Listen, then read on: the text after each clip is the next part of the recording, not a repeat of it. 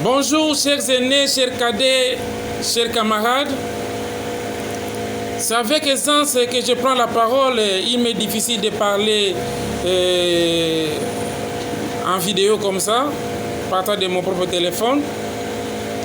Pour ceux qui ne me connaissent pas, je suis Alphonse Atunga Lemuninga. Je suis ingénieur en sciences de l'environnement, génie de l'environnement, hygiène, assainissement, écotoxicologie, et je suis expert en épidémiologie et biostatistique. Personnel scientifique en charge d'enseignement à l'Université pédagogique nationale, IPN en sigle. Je voudrais vous mettre au courant de mon entretien parce que j'avais demandé, vu ce qui se passe dans notre territoire et dans les réseaux sociaux, un rendez-vous avec le directeur général de la CGT. Ce dernier a accepté et je suis rendu dans son bureau. J'ai eu à m'entretenir avec lui. C'est pourquoi je voudrais vous faire les rapports de mon entretien avec lui, bien que vous ne m'aviez pas envoyé. Mais je suis parti quant à ce qui est de mes responsabilités. J'ai commencé par poser la question au DG. Quelle était la source de financement du projet Ingudi Idiofa? Est-ce du trésor public? Il a dit non. Le projet n'a pas été un projet du trésor public, mais plutôt un projet de Exim Bank. Donc la source de financement commence par Exim Bank. Exim Bank avait accepté de financer, mais ne devait pas remettre l'argent à la CGT, ni encore entre les mains des individus, mais a remis l'argent à un pourvoyeur congolais qui s'appelle Sicomine, que beaucoup d'entre nous connaissent. Et Sicomine, quand Sicomine a reçu l'argent, ne pouvait pas donner l'argent facilement aux individus. Sicomine passe par une autre entreprise avant de remettre l'argent, devait se rassurer de la faisabilité du travail. Et Sicomine a remis l'argent à une entreprise qui s'appelle Siska. Et c'est Siska qui a payé la société Sino Hydro. Et c'est cette société qui est en train d'exécuter les travaux Ingudi Idiofa. Alors, quand ils m'ont parlé de la traçabilité comme telle, cela m'a inquiété. J'ai voulu poser une question se rapportant aux individus. J'ai demandé au DG quelle était l'implication d'Obé Minaku dans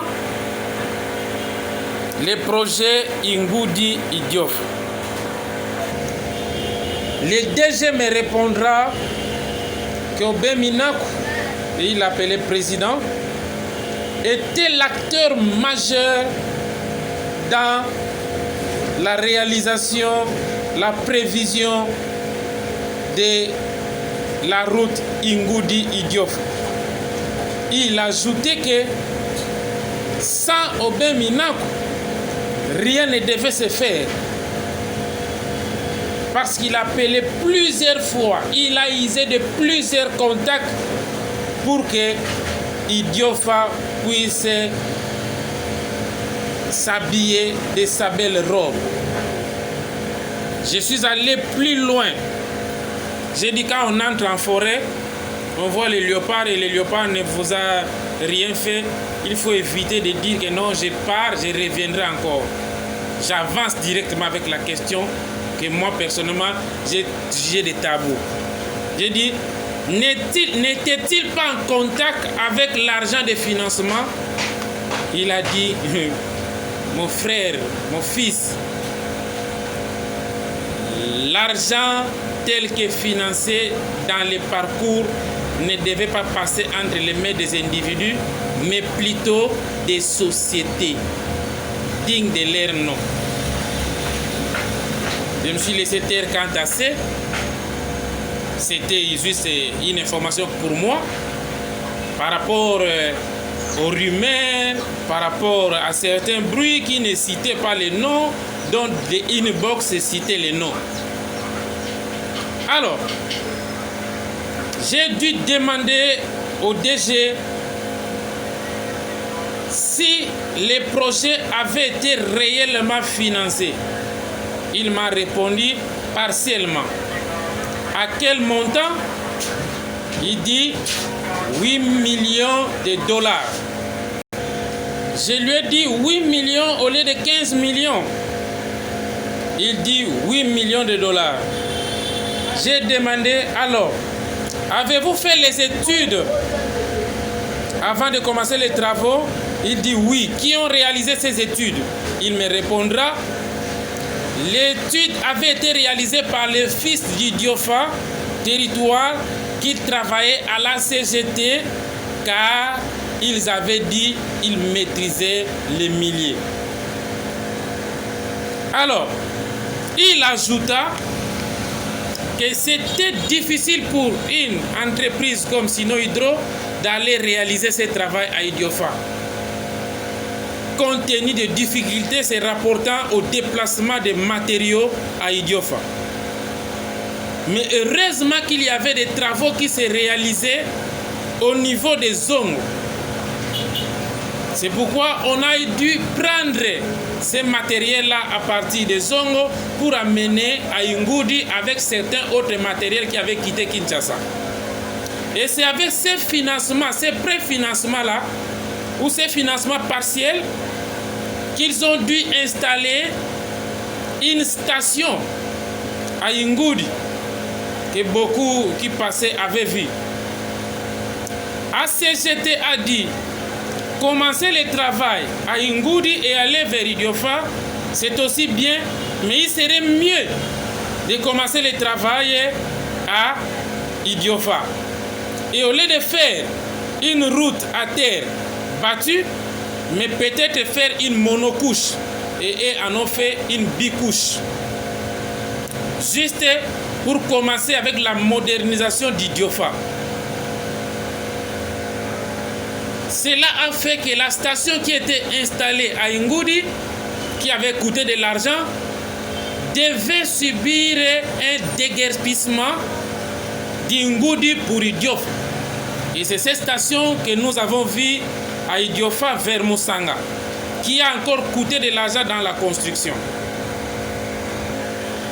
Je lui ai demandé s'il avait déjà appris qu'il y avait une structure au nom de l'unité d'Idiofa Territoire qui les avait écrits pour dire qu'ils n'avaient pas terminé les travaux à Idiofa. Les travaux Ingudi Idiofa.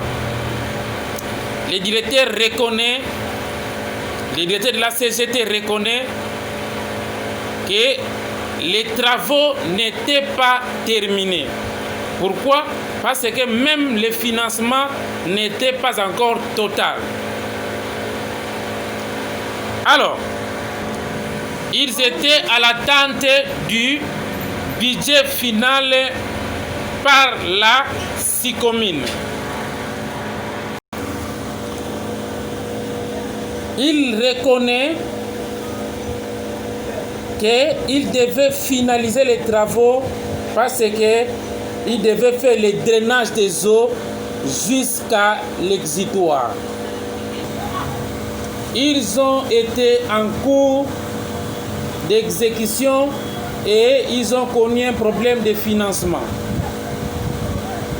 Alors, il y a eu aussi le problème de Covid-19 qui est venu déranger la poursuite des activités au sein de notre territoire. Il ajoute qu'il n'était pas facile de réaliser ces travaux parce qu'il y avait même des matériels comme les graviers qui devaient quitter Kinshasa pour Idiofa. Parce qu'au sein de notre territoire, il n'y avait pas de site où on devait prélever cela. Cela avait aussi un coût. Par ailleurs, l'étude du terrain n'avait pas couvert la totalité d'Ingoudi à Idiofa, mais c'était une étude axée sur 16 km seulement. Je suis rentré dans les paramètres d'impact environnemental. Je lui ai dit, saviez-vous que la route telle que mise en exécution à Idiofa a eu des conséquences sur des vies humaines et sur l'écosystème terrestre? Il a dit, aucune construction de la route ne peut avoir de conséquences. Et cela est toujours prévu dans l'exécution du projet. Et je suis allé jusqu'à rappeler qu'en statistique, il existe une variable indépendante qui est une cause et une variable dépendante qui est la conséquence ou l'effet. Et ça marque la relation cause à effet. Et en chimie de l'environnement, il existe la pollution qui est une variable quantitative et il existe la nuisance qui est une variable qualitative.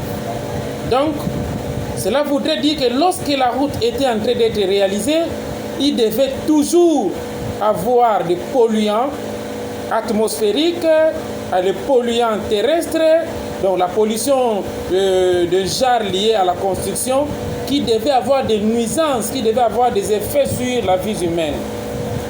Et je lui ai dit que quant aux canalisations et les travaux inachevés, vous vous êtes rendu compte qu'il y a eu des érosions qui ont suivi cette construction inachevée et qui ont fait partir des maisons. Il a dit, il a bel et bien lu une lettre lui demandant de se rendre dans un parquet ou une convocation quoi, où on est parti lui faire voir cela. Et il a dit que les travaux ne sont pas terminés, c'est en cours de construction et au besoin que l'on puisse faire une enquête pour identifier les différentes conséquences ou dégâts réalisés et faire les rapports. Parce que la structure est étatique et s'il y a des conséquences, la structure s'adressera à qui des droits pour réparation. Mais quant à la construction là, à Idiofa, lorsqu'ils ont terminé, pour signifier que les 8 millions de dollars étaient utilisés, il y a eu des personnes qui ont été intéressées pour faire le constat. Les responsables des ITPR, l'AT du territoire, les responsables de l'office des routes, ainsi de suite, avaient été représentés et ont signé que ce qu'il devait se faire provisoirement avait déjà pris fin. Donc c'est ce que nous avons vu à Idiofa. Alors, c'est ce qui a fait motiver qu'il puisse envoyer le message au niveau de la société qui devait ajouter l'argent.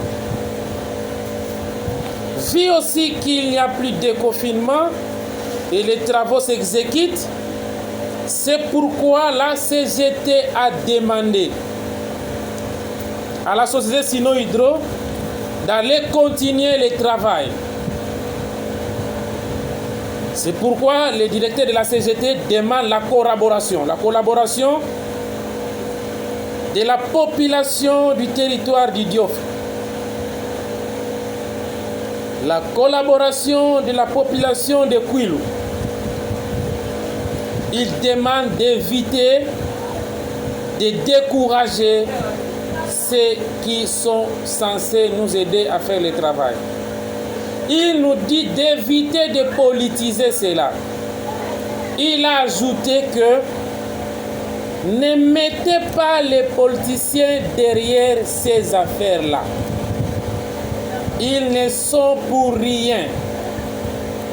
Ils ne sont pour rien, ni de près ni de loin, sauf le président Aubin, qui n'a jamais cessé de faire du bruit avec des appels, où il est même entré en conflit avec tant de personnes, que pour que ces travaux puissent continuer et que le reste des financements puisse être ajouté.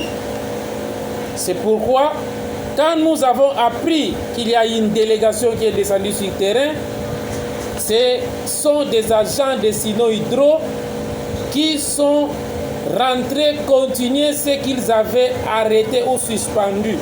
Comme disait Maître Héritier Mopila, construire sans terminer, c'est détruire. Citation qu'il a héritée de quelqu'un. Voilà. Et il a dit que s'il y a des structures qui doivent maintenant faire pression pour que ces travaux puissent être exécutés, c'est le ministère des Infrastructures et Travaux Publics, ITPR. Il a encore ajouté, parce que j'ai insisté sur le nom du président Aubin,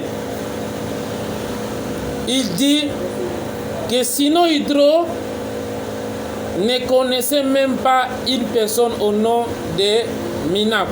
Au contraire, Sino Hydro connaît une personne au nom de Gilbert. Pour le reste des financements, ils doivent continuer les travaux d'asphaltage de la route à terre battue jusqu'à Ingoudi. Donc, la promesse de terminer était de rigueur pour ACGT. Et par après, permettez-moi, c'est avoir la lutte de la chose. Je me pose la question, si la CGT a joué le rôle de commissionnaire, ça va, qui attend que lorsque les travaux seront terminés, sera payé ou quoi d'autre? Parce qu'apparemment, il ne se retrouve pas directement dans la faisabilité, mais plutôt indirectement. Pour atterrir, il a dit « Faites confiance à la CGT car le projet est un projet crédible. » Et moi, Alphonse Atungale,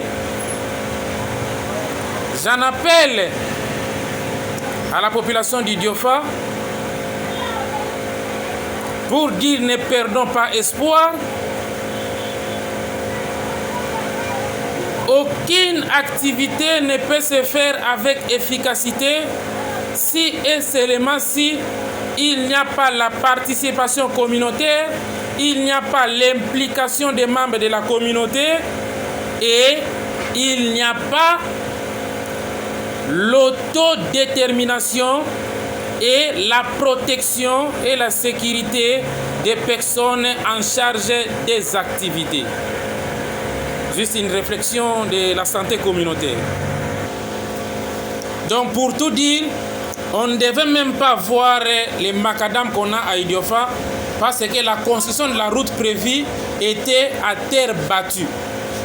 Mais comme il fallait moderniser quand même une cité, c'est pourquoi il y a eu ce qu'il y a eu que nous avons vu et que nous voyons. Mais quant au finissage des travaux au niveau de la cité d'Idiofa, par rapport au drainage des eaux, il a dit qu'ils vont faire les stations d'épuration, ils vont faire tout ce que j'ai formulé là comme suggestion. Et il m'a dit qu'il m'a bel et bien suivi à l'émission, à la RTNC, l'émission Notre Congo. Il m'a suivi dans d'autres chaînes aussi et il a vu que c'est bien moi qui suis en face de lui. Pourquoi je suis parvenu à faire ce que j'ai fait? C'est parce qu'il n'y a pas longtemps, quand je me pavanais sur les érosions, j'ai eu à faire une déclaration pour remercier le chef de l'État et j'ai eu aussi à appuyer la dénonciation de Maître Héritier Mopila.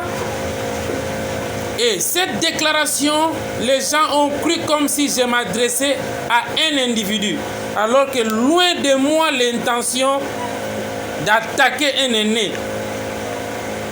Et le texte est encore visible et la lecture est encore dans certains téléphones. Si vous pouvez relire, vous pouvez voir que loin de moi l'intention était d'attaquer un individu et de penser à un détournement par rapport à un individu. Non. C'est pourquoi je m'étais dit, comme j'étais déterminé, j'avais dit ça à la tête du territoire, que dès que je serai à Kinshasa, je dois faire tout pour appeler la réalité du bout du doigt. Chers amis, il y a une situation. Certains documents que les gens disposent,